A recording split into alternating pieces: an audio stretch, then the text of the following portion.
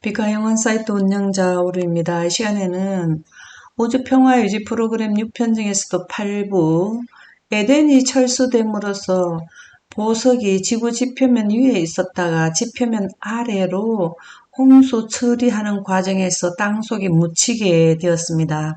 이러한 사실을 스가랴 6장 12절에서 13절의 우주신기원에는 하나님은 이미 이 현상을 보셨어요. 그래서 지구가 아담이 선악과를 먹음으로써 영생의 환경에서 인생의 환경으로 돌아가고 아담의 후손이 죄악이 간영함으로써 에덴을 철수시켜서 홍수로 멸망을 시키셨습니다. 그때에 이 보석도 하나님이 보석이 해야 할 그 영향력, 뜻을 두셨는 것이 보석이 땅에 묻힘으로써 보석이 기능을 잃어버리게 됐습니다. 그래서 하나님께서는 다시 원상복귀, 지구가 영원에 가게 하는 의논을 하셨는데 그때의 보석도 원래의 하나님께서 두신 뜻을 행하는 기능을 발휘할 수 있는 보석으로 돌리실 것을 평화의 의논 6, 7천 년에 걸쳐서 이 사건 중에서 보석의 사건도 하나의 사건으로 우주 평화유지 프로그램 중에 하나로 있습니다. 이 시간에는 에덴이 철수됨으로써 인류의 역사와 긴밀한 관계를 가졌는 보석을 살펴보도록 하겠습니다. 처음에 지구에 우리의 인류의 조상인 아담과 하와는 에덴 동산의 거처를 삼고 살았습니다. 거기에서 에덴에서 발원하여 동산을 적시고 거기서부터 강이 갈라져서 4대 강을 이루었는데요. 동산을 적시면서 이렇게 지구 전체에 또 강줄기가 나오게 된 것입니다. 첫 번째 강의 이름은 비송강인데요. 여기에는 온 땅에 정금이 가득했고요. 베델리엄과 호마노라는 보석이 있었습니다. 에덴이 철수됨으로써 이 4대 강의 지형이 완전히 바뀌게 되었는데 성경에는 에덴 유브라데 강이라는 이름이 나옵니다. 그것은 오늘날의 두 강의 이름인 티그리스와 유브라데스 강은 사랑받던 옛 강의 이름을 빌려 사용하던 간섭을 반영해서 즉 현재의 티그리스와 유브라데스라는 이름이 홍수 이전의 강들의 이름을 따라 지은 것이지 원래 유브라데 강이 있었는 것은 지형이 바뀌어서 이 지형 자체가 다 바뀌어서 지금은 알 수가 없습니다. 그 위치를. 그러나 현재 유브라데스 강은 이름만 따왔을 뿐입니다. 홍수 때 에덴이 철수됨으로써 지구 지표면은 완전히 100% 변형이 되었기 때문에 강의 지형이 지금 흔적을 알 수 없게 된 것이죠. 창조 당시 하나님의 빛으로 보석들은 반짝거렸습니다.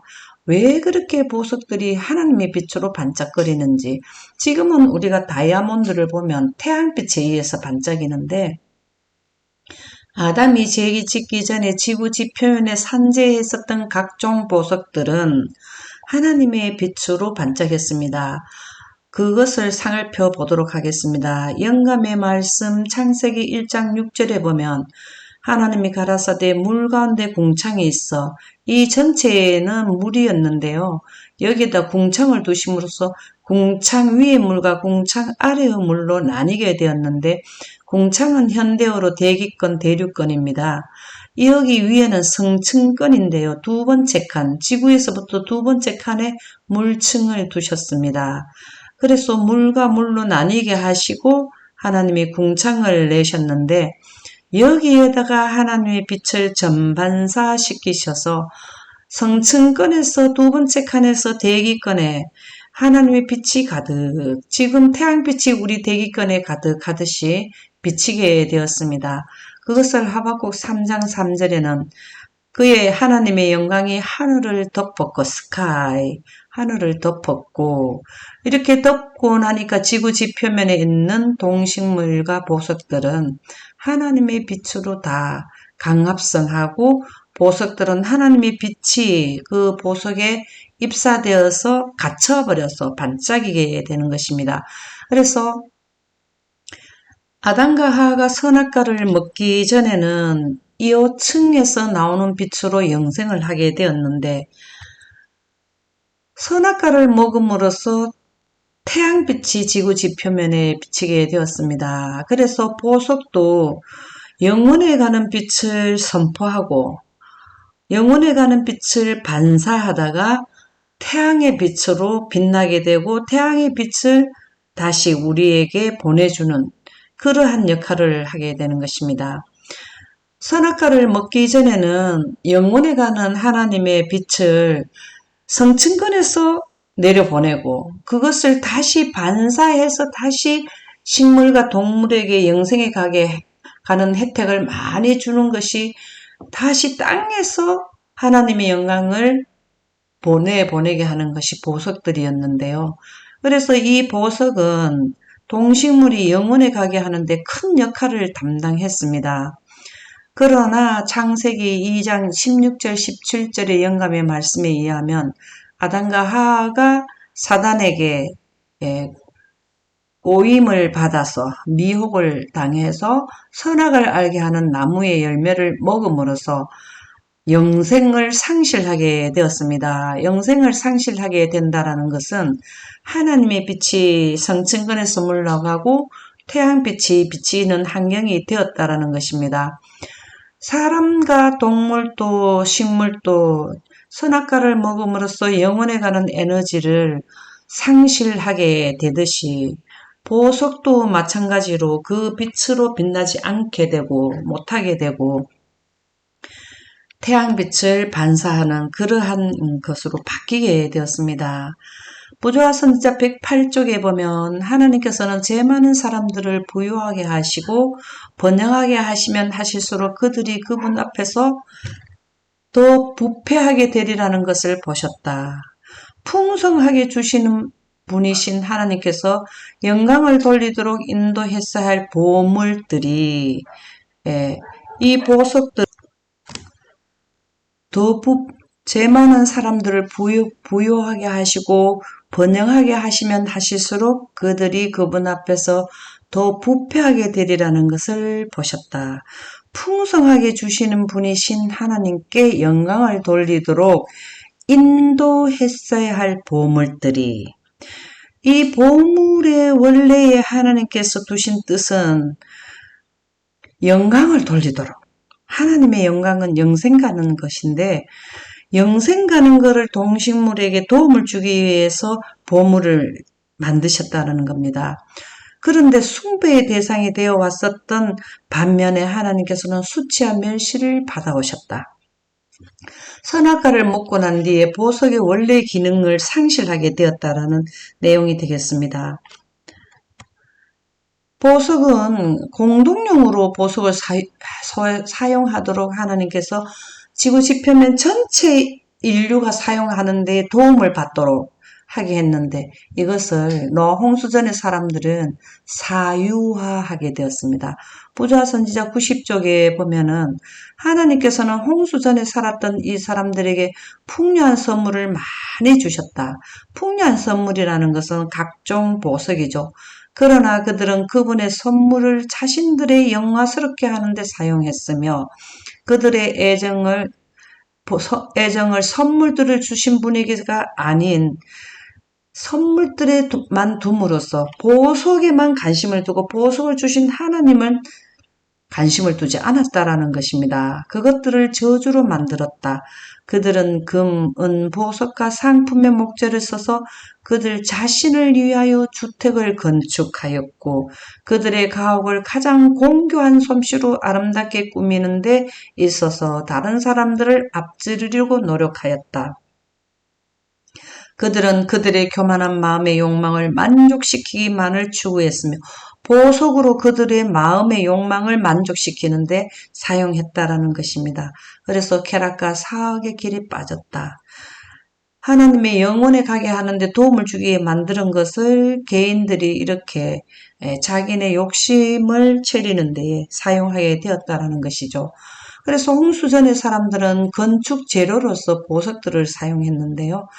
영감의 말씀 부조화 선지자 90쪽에서 91쪽에 보면 그들은 금, 은, 보석과 상품의 목재를 써서 그들 자신을 위하여 주택을 건축하였고 아름답게 빛나는 다이아몬드, 루비, 사파이어 이러한 것들을 가지고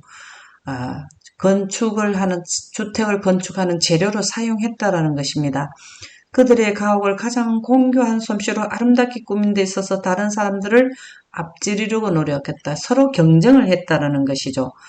그래서 그들은 천재적인 인간을 찬미하고 자신의 손으로 만든 작품을 무엇으로 자기네 자신이 만들어낸 우상을 조각을 해서 숭배하였고 자기들에게 아로새긴 우상에게 자녀들에게 아로새긴 우상에게 절하라고 가르쳤다. 1년 내내 잎이 무성했던 넓은 숲들은 거짓 신들을 예배하는데 바쳐졌다. 거짓 신들을 만드는 데에 금은과 보석, 자기네들의 주택의 재료, 건축 재료로 사용하게 되었습니다.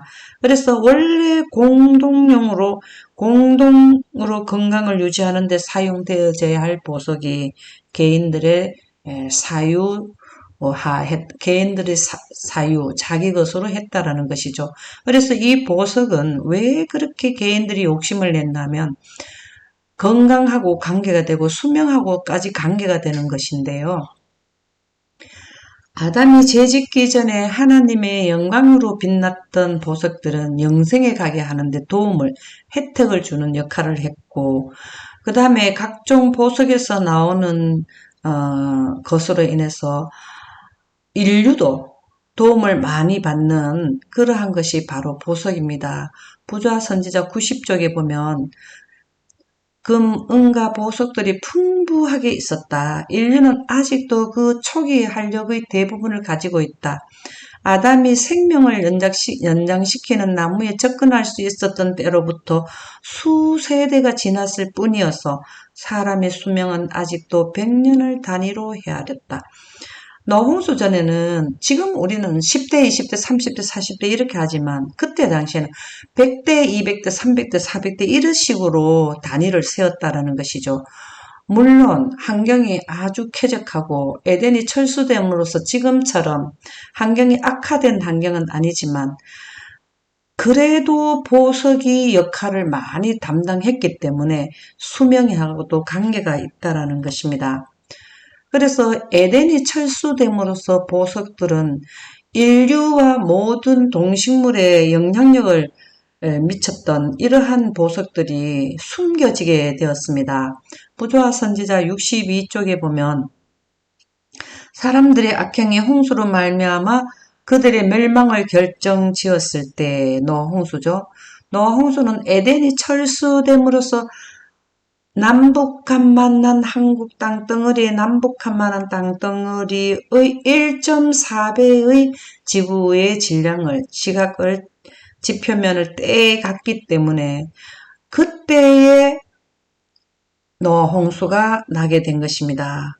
성층권의 물층을 치고 나갔기 때문에 물층이 균형을 잃고 땅으로 쏟아지게 된 것이 노아 홍수인데요. 에덴을 창설하신 손이 그것을 지상에서 철수시키셨다. 그럴 때에 지구 지표면에는 노아 홍수로 인해서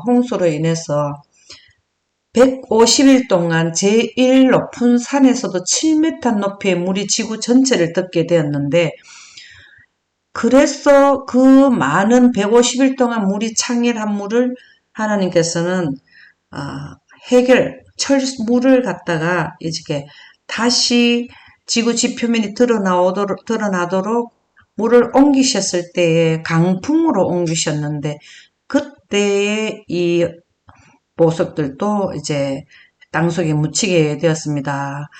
영감의 말씀 교육 129쪽에 보면 홍수 때의 지구의 표면은 파괴되어 현저한 변화가 생겼다. 지각이 다시 형성되는 과정에서 보석도 원래의 위치에서 지구 지표면에서 지구 지표면 아래로 들어가게 된 것인데요. 왜 그렇게 됐느냐 하면 에덴이 철수되면 남북한만한 땅덩어리 1.4배의 지구 질량이 감소가 됩니다.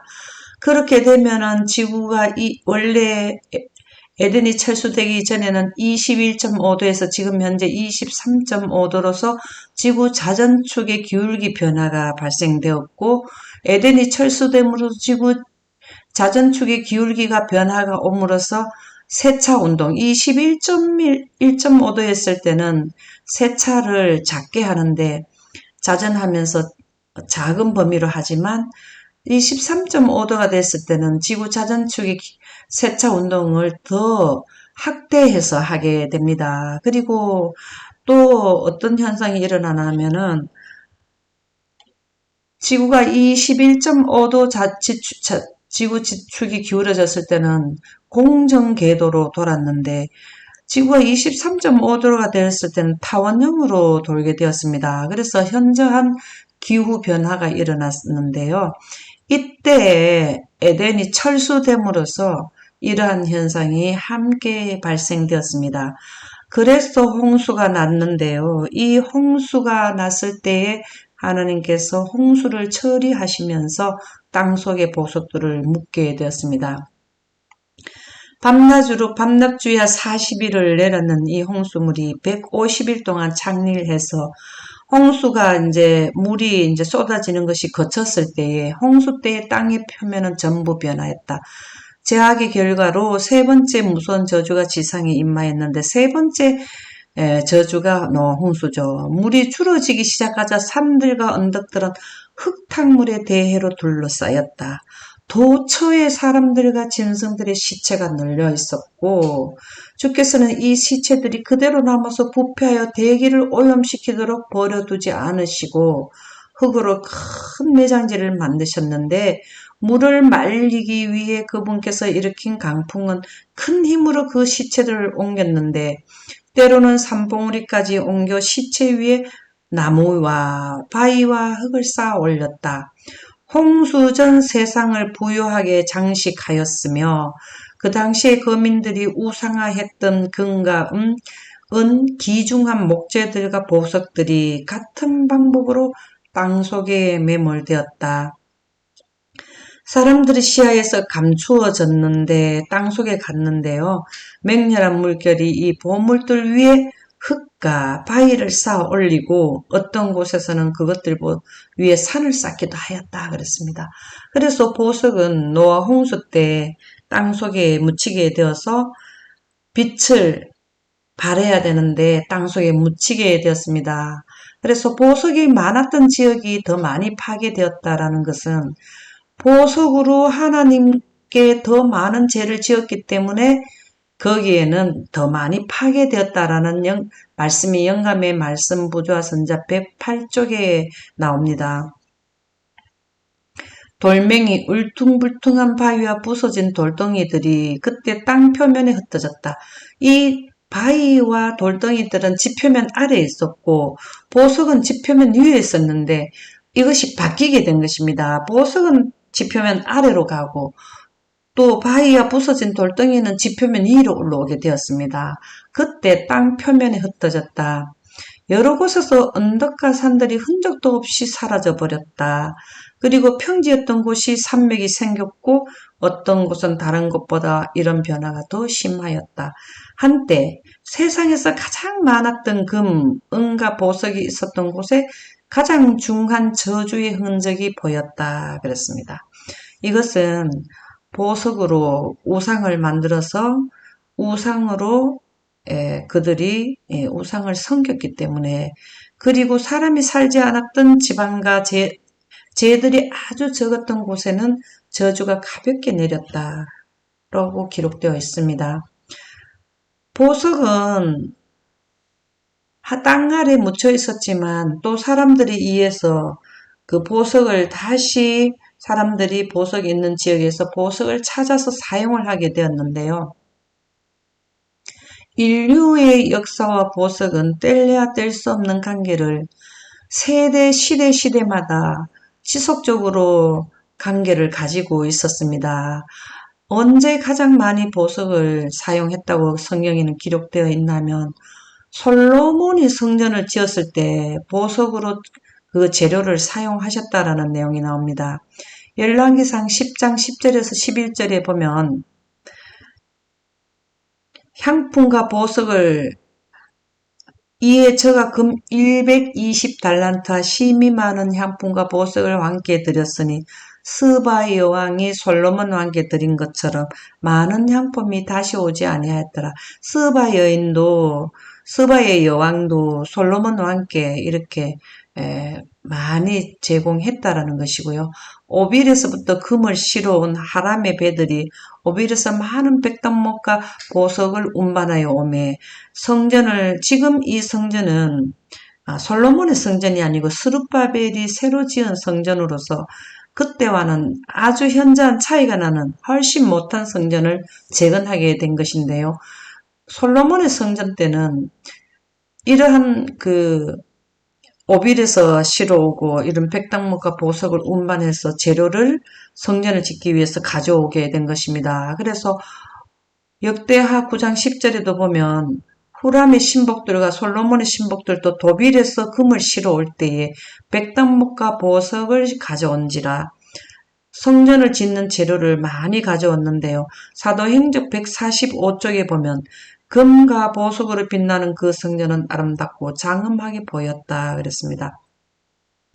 이렇게 성전을 재료를 보석으로 사용하신 것은 성전의 지성소에는 하나님의 영광에 비친 세키나 빛이 있습니다. 그래서 그 빛을 다시 원래의 재짓기 전에 지구 지표면에 하나님의 영광의 빛을 반사했는 그 기능을 100%는 아니지만 교훈을 주시기 위해서 이렇게 성전에 하나님의 영광이 있는 성전에 하나님의 보석으로 건축을 하게 된 것입니다. 그리고 그 성전 안에서 봉사하는 제사장과 대제사장들에게도 하나님께서는 그 의복에 보석을 이렇게 의복 위에다가 붙이게 해서 보석의 기능을 보석이 주는 교훈, 하나님께서 원래 영광을 선포하게 하는 하나님의 보석에 두신 그 교훈을 알리기 위해서 봉사하시는 제사장과 대제사장의 의복에 이렇게 입게 하신 것입니다. 그것을 기록해 두신 영감의 말씀 부조화 선지자 351쪽에 보면 에봇 위에는 이 옷은 에봇이고요. 흉패가 있었다는 것은 이것이 흉패입니다. 이렇게 흉패를 입게 해서 그것은 제사장의 제복 중에서 가장 신성한 부분이었다. 왜 가장 신성한가 하면 하나님의 빛이 여기 보석에서 비쳐서 나가기 때문에 그렇습니다. 이것은 에봇과 같은 재료로 만들어졌고 그 모양은 사방이 모두 한 뼘이 되는 정방향으로 여기에 에봇을 만드는 것은 이 재료는 흉패를 만드는 이 재료는 에봇과 같은 옷의 재료로 했다라는 것입니다. 정방형이었으며 금고리에 끼어진 푸른 끈으로 어깨에 늘어뜨렸다 그랬습니다. 그 가장자리는 하나님의 도성의 12기초와 같은 다양한 보석들로 이루어졌다. 여기에 있는 보석이 새 예루살렘의 재료인 보석과 같다라는 것입니다. 그래서 이것은 새 예루살렘의 재료를 먼저 우리에게 보여주는 것이죠. 그 사각형 안에는 견대가 있는 것들과 같이 지파의 이름들이 이렇게 12지파의 이름들이 기록되어 새겨진 금에 물린 요거는 금입니다. 이렇게 금에 물린 12보석들이 4줄로 배열되어 있다 그랬습니다. 한 줄, 두 줄, 세 줄, 네 줄로 배열되어 있는데 여호와의 명령은 아론이 성소에 들어갈 때에는 이스라엘 아들들의 이름을 기록한 이 판결 흉패를 가슴에 붙여 여호와의 앞에 영원한 기념을 삼을 것이니라. 영원한 기념이라는 것은 하나님의 영광이 반사되도록 그렇게 에봇을 만들고 그 위에 흉패를 붙이게 하신 것입니다.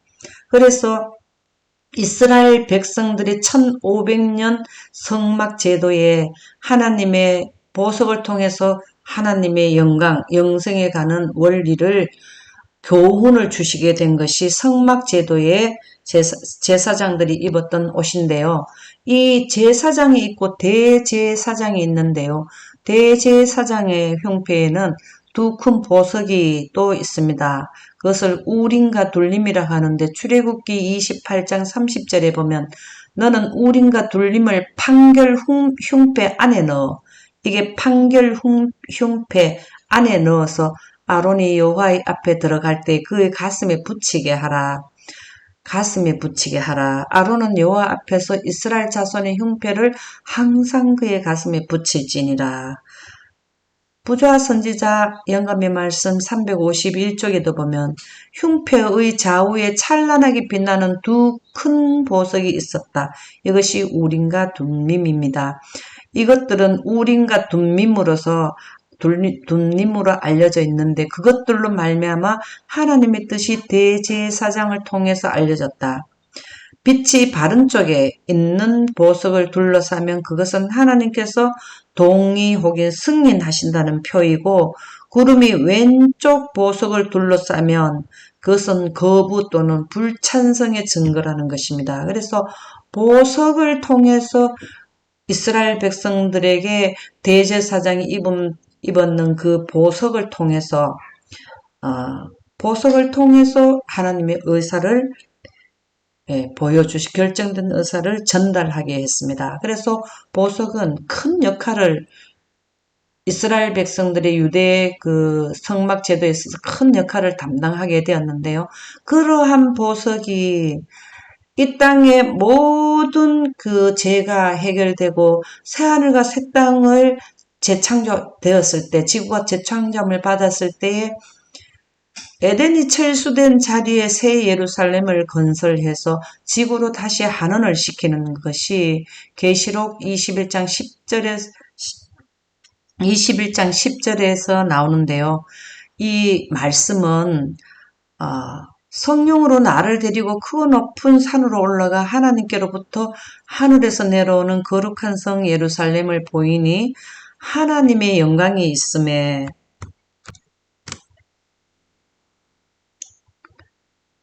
귀한 보석 같고 벽옥과 수정같이 맑더라.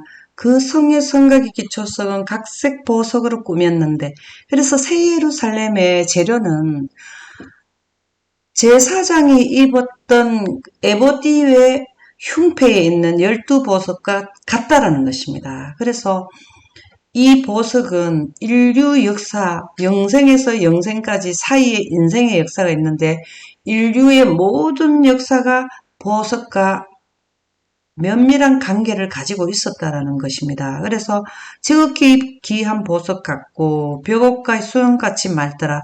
그 성의 성곽은 기초석은 각색 보석으로 꾸몄는데 첫째 기초석은 벽옥, 남보석, 옥수, 녹보석, 홍만호, 홍보석, 항옥, 노곡, 담항옥, 비치옥, 청옥, 자정 이렇게 여러 가지 보석으로 됐다는 것은 하나님의 거룩한 그 도성의 벽에 하나님의 영광이 전반사되어서 거기에 입사되어 있다라는 내용을 하나님의 영광은 빨주노초 파남보 여러 가지 삼원색의 조합에 의해서 각종 색이 나오는데 하나님의 영광은 가시광선인데요.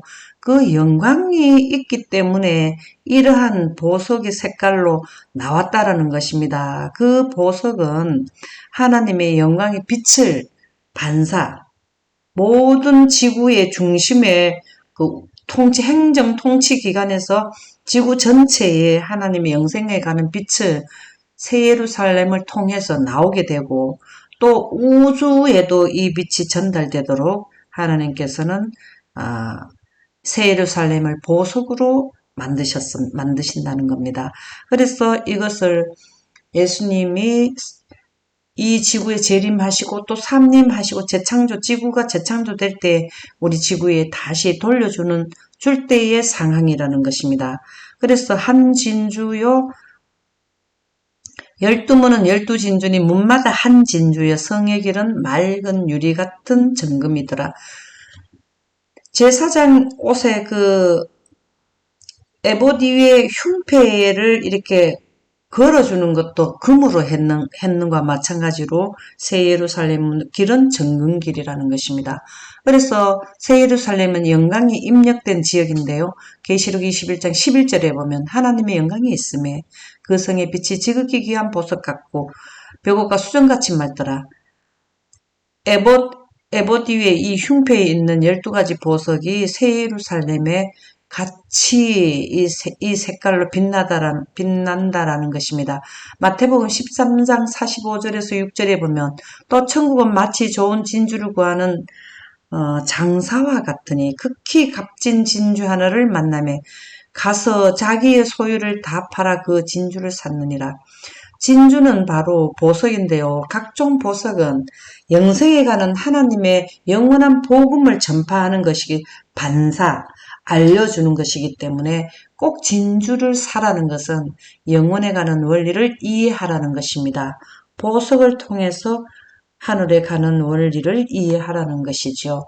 그래서 하나님의 말씀을 이해해서 영생에 가는 원리를 이해해서 하늘에 가면 거기에는 죄와 사망을 이기고 온 자들에게 생명의 면류관을 주시는데요. 그 면류관에도 보석을 달아준다는 것입니다. 생명의 면류관의 빛의 정도는 이기는 자들에게 수여되는 영광과 하늘의 보상은 그들이 그리스도의 품성을 세상에 대표한 정도에 비례할 것이다. 이 말씀은 하나님의 품성은 영생인데 영생은 영원에 가게 하는 원리인데요. 예수님이 재림하실 때 영광의 구름을 타고 오시는데 그 영광 가운데서 하나님의 영광을 이해한 자들에게 하나님은 빛으로 옷을 입혀주십니다. 그것이 우주복인데요. 그것을 많이 세상에 알려진 정도에 비례해서 적게 심는 자는 적게 거두게 된다라는 것은 영혼 속으로 거두어 들여질 씨를 땅에 파종하는 것이 우리의 특권임을 하나님께 감사하자. 영혼 속으로 거두어 들어질 씨가 바로 하나님의 영광입니다. 하나님의 빛입니다. 빛을 구름에 두셨는데 그 영광의 구름이 우리에게 임하게 되면 빛으로 옷을 갈아입게 되는 영생자가 되는데요. 아담이 빛을 거절해서 선악과를 먹은 것은 빛을 거절한 건데 빛의 옷을 상실했는데 우리는 빛을 원하게 되면 영원 속으로 거두어 들여질 씨를 땅에 파종을 많이 한 자들은 생명의 멸류관에 우리 각 사람의 행동의 방향에 따라서 그 빛이 밝을 수도 있고 어두울 수도 있으며 별이 많이 달릴 수도 있고 이 별이 바로 보석인데요. 보석이 달려있는데 그 보석은 바로 몇 분을 구원에 가게 했는지 그 수에 따라서 우리 면류관의 보석을 달게 해준다라는 내용이 되겠습니다. 그래서 이 보석은 영생의 환경에서나 인생의 환경에서나 인류와는 특별한 관계를 가지고 역사를 이루는 것이 바로 보석이 되겠습니다. 그 보석의 원천지는 바로 그리스도이신데요. 그리스도는 값진 보석이라고 하는데 영감의 말씀 실물견 115쪽에는 설명하고 있습니다. 그리스도 안에는 지혜와 지식의 모든 보화가 감춰져 있다. 보화가 감춰져 있다는 보석이죠. 이건 진리죠. 영혼에 가는 진리가 감추어져 있다. 그리스도 자신이 값진 진주이시다. 모든 보석에 하나님께서 직접 생성하시는 빛을 비춰서 영생에 가르게 하는 것이 혜택을 주는 것이 보석인데 그의 안에는 아버지의 모든 영광과 신성의 온갖 풍성하심이 충만해 있다. 그분은 아버지의 영광의 강체시고 그 본체 형상이시다. 이 보석을 창조하신 분도 예수님이시고 이 보석을 빛나게 하는 빛도 영원에 하는 빛도 이 보석을 통해서 하나님께서 인류에게 교훈을 주시게 되는 것입니다. 믿음과 행함 77쪽에 보면 그대는 새로운 보석, 새로운 다이아몬드를 위하여 진리의 강산에서 일해야 한다. 이것은 실질적으로 보석을 캐로 가라는 내용이 아니라 보석이 의미하는 영혼에 가는 진리를 이해하라는 말씀이 되겠는데요. 서신 11쪽에도 진리는 가연 보석처럼 아름답다 그랬습니다. 보석을 통해서 진리가 선포되는 것이기 때문에 진리는 가연 보석처럼 아름답다라고 기록하고 있습니다. 보석은 세천사 기별을 선포한다고 계시록 14장 6절에서 8절에는 우리에게 알려주는데요. 첫째 천사 기별은 영원한 복음을 선포하는 것입니다. 땅에 거주하는 모든 자에게, 모든 민족과 종족과 방언과 백성에게 전할 것은 영원한 복음을 전해야 되는데 천사라는 것은 영원한 복음, 영광 기별을 이해한 자들이 이 소식을 능력을 받고 신속하게 전한다라는 내용인데요. 그가 큰 음성을 이르되 하나님을 두려워하며 그에게 영광을 돌리라. 이는 그의 심판하실 시간이 이르렀음이니 영원한 복음을 이해하는데도 무한정으로 시간을 주는 게 아니라 하나님께서는 6천년이라는 기간 안에 이 모든 영원한 복음을 이해하게끔 시간을 정하셨다는 것이 심판의 시간이 이르렀다라는 말씀이 되겠습니다. 하늘과 땅과 바다와 물들의 근원을 만드신 이를 경배하라. 창조주 하나님, 보석을 만드신 하나님을 경배하라.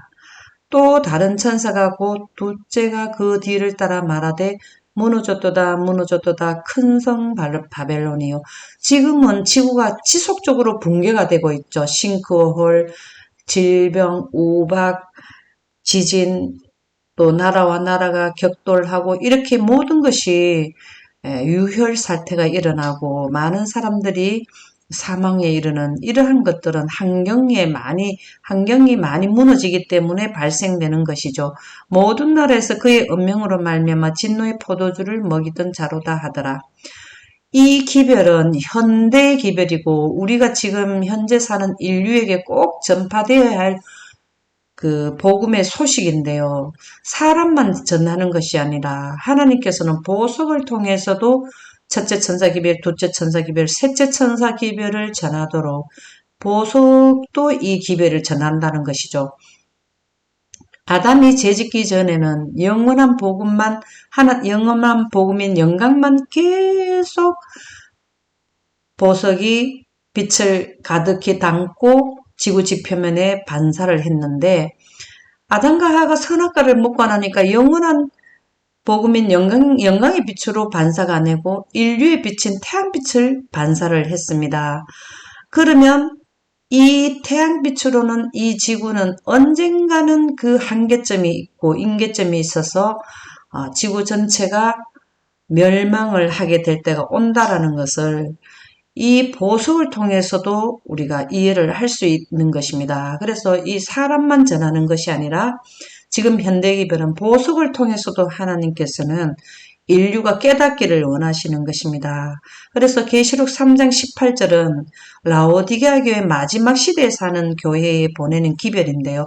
여기에서 금이라든가 그 다음에 흰옷이라든가 안약 이것은 진리, 영원에 가는 진리는 영원한 복음을 이해하라는 것을 이렇게 표현을 했을 뿐이지 여기에 금도 바로 보석인데요. 보석을 통해서 흰옷이라는 건 루코스에서 빛의 옷, 하나님의 빛을 이해를 해서 이 흰옷을 입어야만 지구에서 탈지구를 해서 우주로 유영할 수 있는 하나님의 영광의 구름을 타고 우주를 여행할 수 있는 우주복을 입게 되니까 꼭 이 빛을 사서 이해를 하라는 것입니다.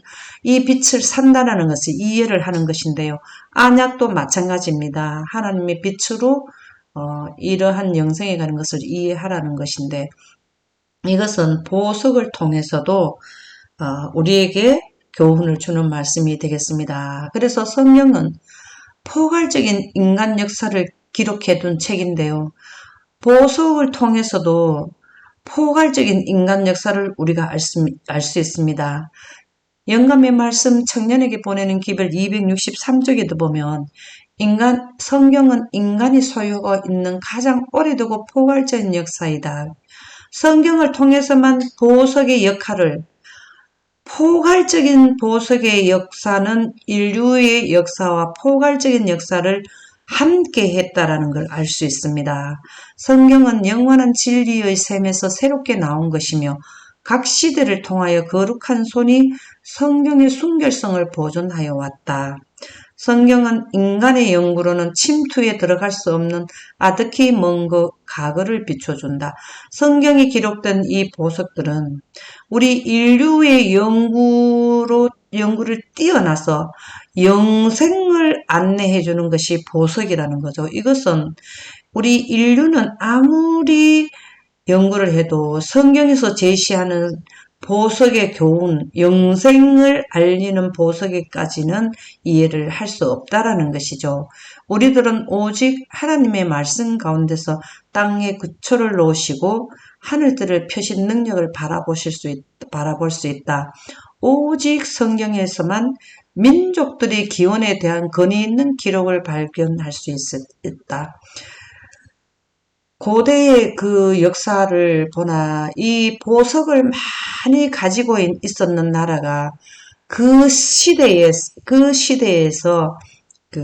앞서가는 국가가 된 것입니다. 바벨론이나 이스라엘이나 그 국가들은 다 보석을 많이 가지고 있었는데요. 그래서 민족들의 기원하고 관계되는 것이 보석이고요. 우리도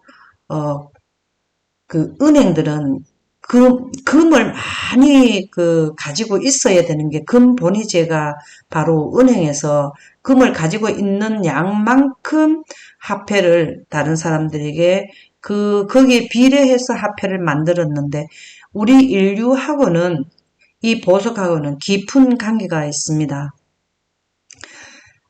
오직 성경만이 인간의 교만이나 편견으로 더럽혀지지 않은 인류의 역사를 제시해준다. 그랬습니다. 더럽혀지지 않은 인류의 역사는 영생이죠. 영생할 수 있는 것은 초창기 아담이 죄짓기 전에 하나님의 영광이 지구 지표면에 비쳤을 때에는 그 빛으로 보석이 빛나게 되었는데 그때는 더럽혀지지 않는 환경이었습니다. 인류 역사를 제시해 주는 것이 바로 보석을 통해서 해주는데요.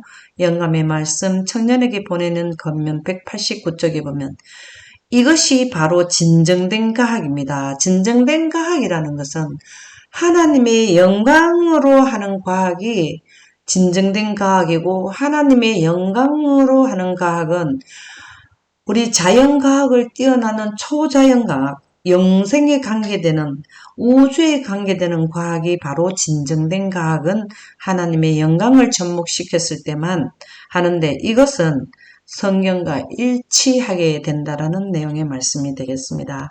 지금까지는 에덴이 철수됨으로써 지구 지표면에 산재해 있었던 편만에 있었던 그 하나님의 영광을 드러내는 보석들이 땅속에 에덴이 철수됨으로써 묻혔다가 다시 사람들이 보석을 발굴해서 인류에 아주 긴밀하게 연결해서 역사를 이루었다가 그 다음에 지구가 다시 하늘과 새 땅 재창조가 되면 새 예루살렘을 에덴 동산 위에 지어서 그 보석으로 만들어진 하나님의 성에서 하나님의 영광이 비침으로 많은 지구에 있던 의인들이 새 예루살렘에서 비치는 빛으로 영생에 가는 하나님의 영광을 비치는 새 예루살렘에서 나오는 빛으로 영생에 가게 된다라는 보석과 하나님의 영생의 빛,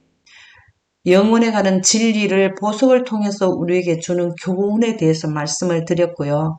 7편에서는 에덴이 철수됨으로써 그 후유증으로 바벨탑을 쌓게 됐는데 이 바벨탑을 쌓아서 일어난 인류의 역사와 영향력에 대해서 말씀드리도록 하겠습니다. 감사합니다.